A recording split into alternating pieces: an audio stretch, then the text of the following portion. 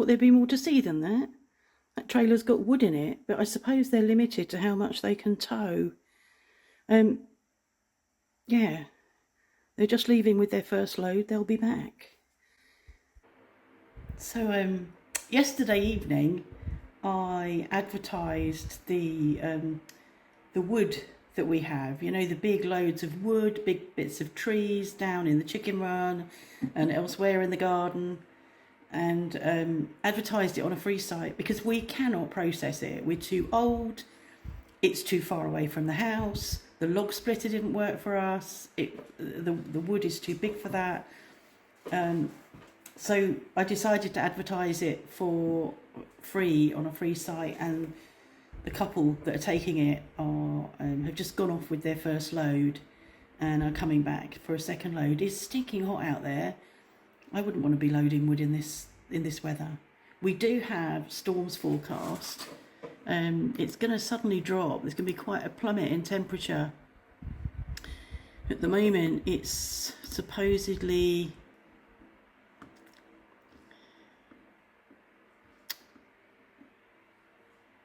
29, and then by 5 o'clock it's going to be 27, by 18 it's going to be, by 6 o'clock it's going to be 25, and drop to, by midnight it'll be 20. So it'll be really comfortable. I was sitting in the garden reading, but it's too hot out there to be reading.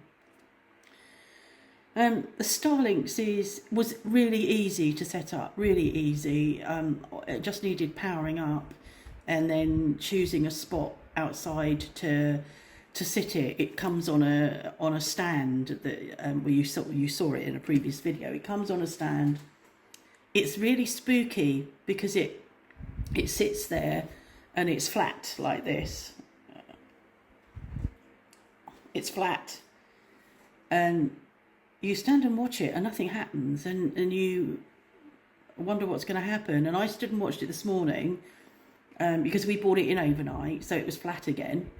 Took it out this morning and stood it there, and I stood there and I'd got the cat and was holding her and watching it, nothing, walked away, did something else, came back just in time to see it orienting itself, and it's just really spooky watching it.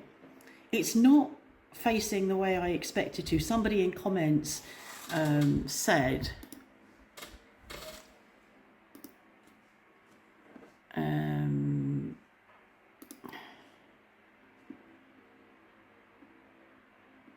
we just got Starlink at our remote house in the US and it works flawlessly despite our location in deep forest.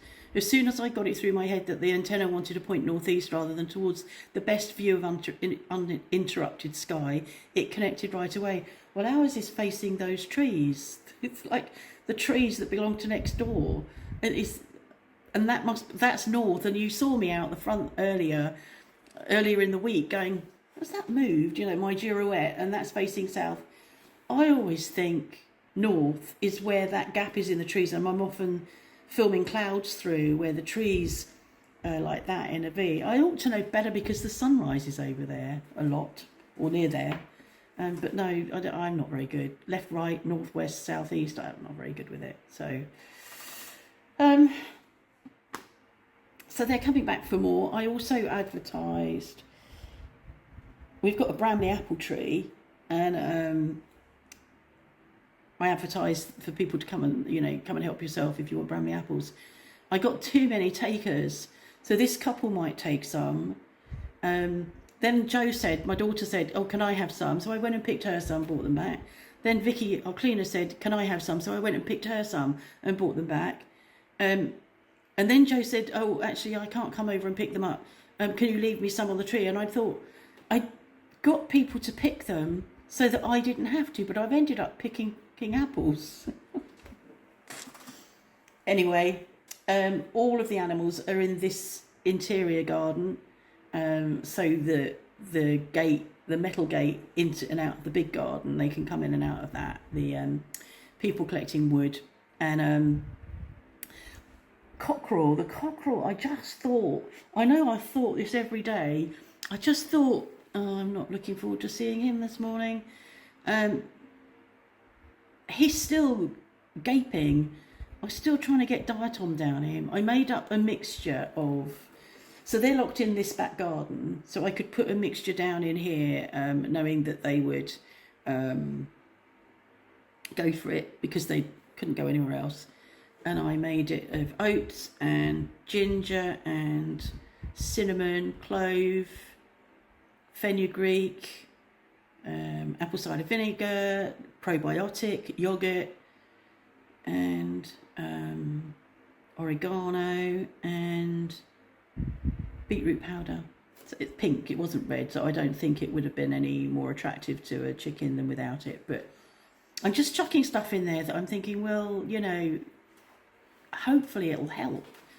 I'm not sure. I must look again and see what poultry spice has got in it. I can't buy poultry spice, but I must have a look and see what it's got in it. And I put diatom down yet last night when we put them to bed.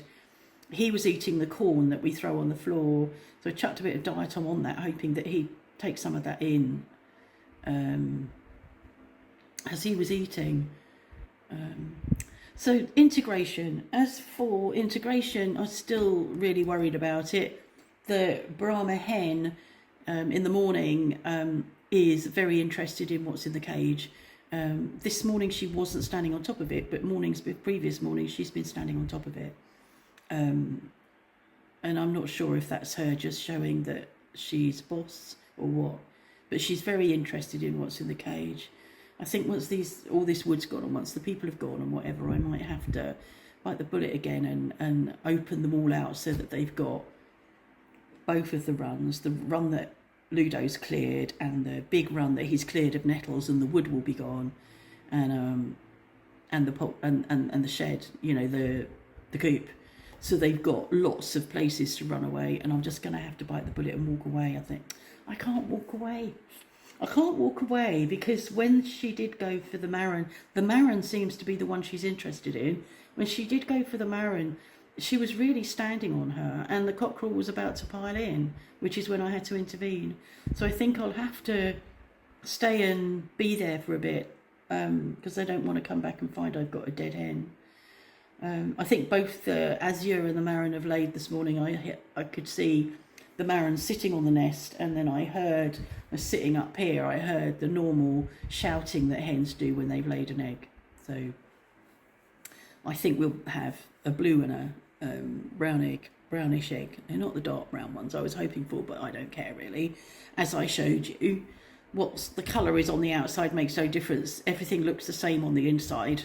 We know that, and people ought to know that whoever you are, if I cut you, you bleed the same as I do. It's mad, isn't it?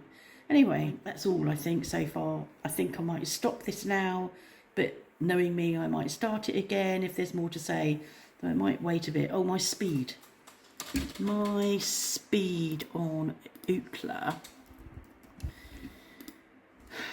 When we put it in the garden yesterday, the first time we plugged it in, it was 220 megabits download.